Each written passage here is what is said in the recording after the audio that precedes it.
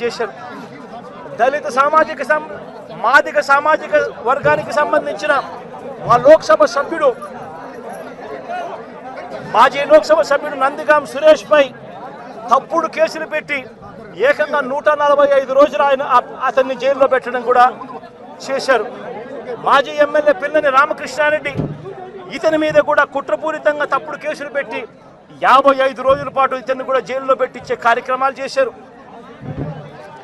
దాడులు చేసేది టీడీపీ వాళ్ళైతే జైల్లో పెట్టింది మా వాళ్ళను, వైఎస్ఆర్సీపీకి సంబంధించిన వాళ్ళను జైల్లో పెడతా ఉన్నారు. పోలీసులు క్రియాశీలక పాత్ర పోషిస్తూ ఉన్నారు.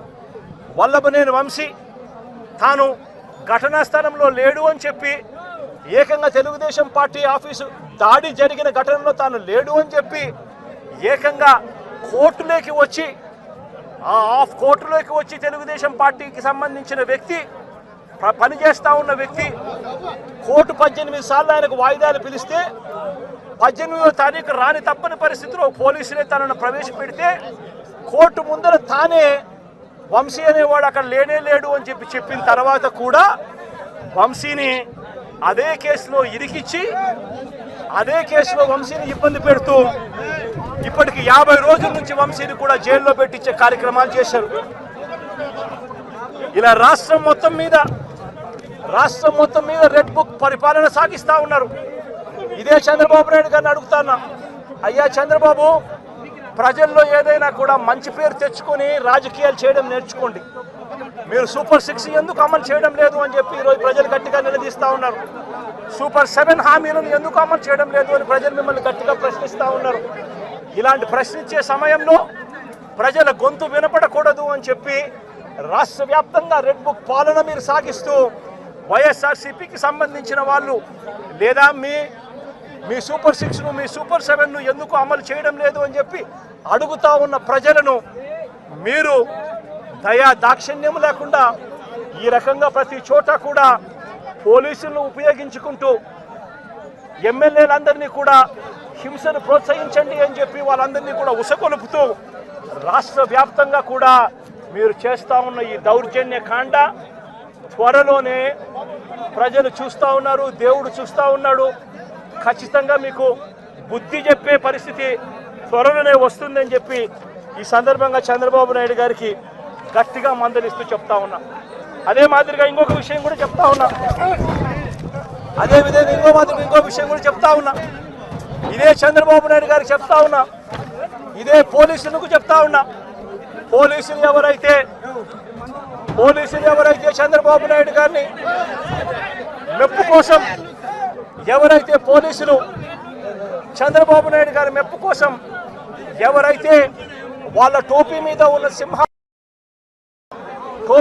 ఉన్న సింహాలకు సెల్యూట్ చేయకుండా చంద్రబాబు నాయుడు గారికి వాచ్మెన్ల కింద పనిచేస్తా ఉన్న ఆ ప్రతి పోలీస్ అధికారికి చెప్తా ఉన్నా, ఎల్లకాలం చంద్రబాబు నాయుడు గారి పరిపాలన సాగదు. చంద్రబాబు నాయుడు గారి పరిపాలన త్వరలోనే వస్తుంది. ప్రతి పోలీస్ అధికారికి కూడా చెప్తా ఉన్నా, మీ బట్టలు తీస్తామని చెప్పి ప్రతి పోలీస్ అధికారికి చెప్తా ఉన్నా, మీ యూనిఫామ్ తీస్తాం, చట్టం మిమ్మల్ని నిలబెడతాం, దోషులుగా మిమ్మల్ని నిలబెట్టి మీ యూనిఫామ్ తీయించి మీకు ఉద్యోగాలు లేకుండా చేస్తామని కూడా ఈ సందర్భంగా ఇప్పటికైనా చెప్తా ఉన్నా, ప్రతి పోలీస్ అధికారిలో కూడా మార్పు తెచ్చుకోండి. ఎల్లకాలం ఇదే పరిపాలన సాగదు.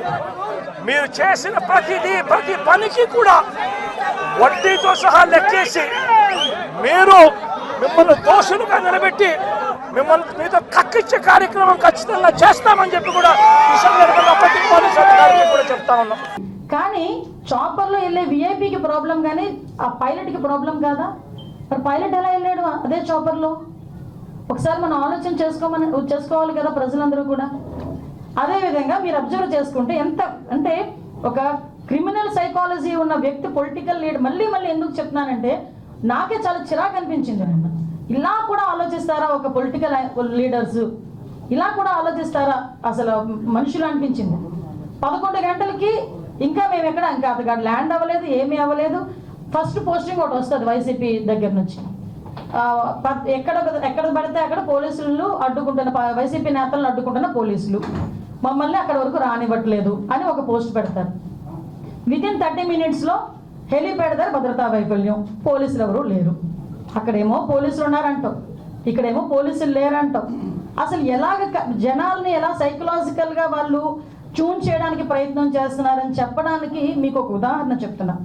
మళ్ళీ బయటకు వచ్చి ఓకే ఇదంతా జరిగింది, తర్వాత బయటకు వచ్చి ప్రెస్ మీట్ పెట్టారు. ఆయన ఇంచుమించుగా 11:04 ల్యాండ్ అయ్యారు. డిపార్చర్ 11 గంటల 15 నిమిషాలకి డిపార్చర్ అయ్యారు. అక్కడ నుంచి పాపిరెడ్డిపాలెం వెళ్ళారు, అక్కడ విక్టిమ్ హౌస్కి వెళ్ళారు, ఇంపాక్ట్ అయ్యారు. బయటకు వచ్చి ప్రెస్ మీట్ పెట్టారు. బయటకు వచ్చి ప్రెస్ మీట్ పెట్టి ఎలా మాట్లాడారు, ఏం మాట్లాడారు అన్నది ప్రపంచం అంతా చూశారు నిన్న. అదంతా ఆ ప్రెస్ మీట్ అంతా చూస్తూ ఉంటే ప్రెస్ మీట్లో జగన్మోహన్ రెడ్డి ఆ ప్రెస్ అతని మాటలు ఒక చెవిలో వినిపిస్తూ ఉంటే మైండ్లో రన్ అవుతుంది. ఏంటి రన్ అవుతుంది తెలుసా ప్రజలందరికీను? ఇదే జగన్మోహన్ రెడ్డి లాస్ట్ 5 సంవత్సరాలు చేసిన అరాచకాలన్నీ ప్రజల మైండ్లో రివైండ్ అవుతున్నాయి. ఎలా రివైండ్ అవుతున్నాయి? మాట్లాడితే లా అండ్ ఆర్డర్ లేదు, లా అండ్ ఆర్డర్ లేదు, లా అండ్ ఆర్డర్ లేదు. అసలు నాకు అర్థం కాలేదు. ఇంతకుముందు చంద్రబాబు నాయుడు గారు ప్రతిపక్ష నేతగా ఉండేటప్పుడు చలో ఆత్మకూరు అని చెప్పి పిలిపిస్తే నువ్వు ఇంటి దగ్గరకు వచ్చి తాళ్లు కట్టి, గేట్లకు తాళ్లు కట్టి ఆయన హౌస్ అరెస్ట్ చేసిన పరిస్థితి కూడా మర్చిపోయాడు ఆయన ఏమైనా? ఒక పక్క నుంచి చూస్తే అదే సందర్భంలో వైజాగ్ వచ్చి ఆయన వైజాగ్ టూర్ పెట్టుకుంటే ఎయిర్పోర్ట్ నుంచి బయటికి రానివ్వకుండా గూండాలను పెట్టి అతని మీద దాడి చేయించిన పరిస్థితి మర్చిపోయారా Jaganmohan Reddy? Law and order గురించి మాట్లాడుతున్నాడు ఆయన. నేను ఇప్పుడు ఆయన ఎక్స్ సీఎంగా చంద్రబాబు నాయుడు గారు ఉన్నప్పుడు ఆయన చేసిన అరాచకాల్లో ఏదో మచ్చుకు కొన్ని చెప్తున్నా. అదేవిధంగా రామతీర్థాలకి రాముడు తల నరికేశారని రామతీర్థాలకి గౌరవ అప్పుడు ఎక్స్ సీఎం ఇప్పుడు సీఎం గారు చంద్రబాబు నాయుడు గారు వెళ్తే లారీలను అడ్డగా పెట్టి రోడ్డు మీద కూర్చోబెట్టిన సందర్భం మర్చిపోయాడు ఆయన. ఇదే చంద్రబాబు నాయుడు గారు అమరావతి పర్యటన పెట్టుకుంటే బస్సు యాత్ర చేస్తే ఆ బస్సు మీద రాళ్ళు రువితే అది భావ స్వేచ్ఛ ప్రకటన అని నీ పోలీస్ చేత ఒక రోజు మాట్లాడించిన సందర్భాన్ని మర్చిపోయాడు జగన్మోహన్ రెడ్డి. అదేవిధంగా మనం ఆలోచన చేసుకుంటే ఒక పార్టీ ఆఫీస్ మీద దాడి ఏ సందర్భంలో పార్టీ ఆఫీస్ మీద దాడులు జరిగినాయండి ఇన్ని సంవత్సరాలు స్వతంత్రం వచ్చిన తర్వాత?